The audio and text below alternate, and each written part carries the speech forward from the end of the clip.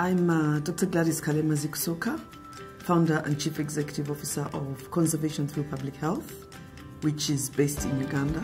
I started out as the first veterinarian for Uganda Wildlife Authority, and while setting up the veterinary unit, we discovered a fatal skin disease outbreak in the critically endangered mountain gorillas. So the gorillas got scabies or sarcoptic mange, which was eventually traced to people living around the national park who have very little health care. The gorillas go into people's gardens to eat their banana plants, and we believe that's where they picked up the scabies. People leave out dirty clothing on their scarecrows, and that's most likely where they got it.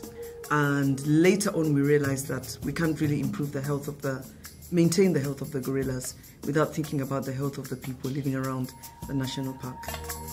And so we started Conservation Through Public Health, which promotes biodiversity conservation by enabling people, gorillas and livestock to coexist by improving their health and livelihoods in and around the national park.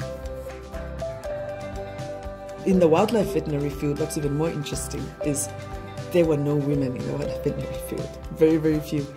It was just like, so not only was I first woman in, wildlife veterinarian in Uganda, but when I look at my colleagues on the continent, there were very few women.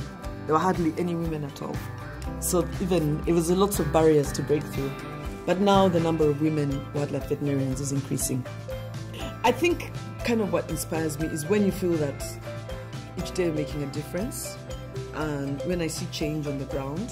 It's good when we see people's attitudes are changing, they're adopting family planning, and they're taking more in charge of their lives, especially the women. That really inspires me.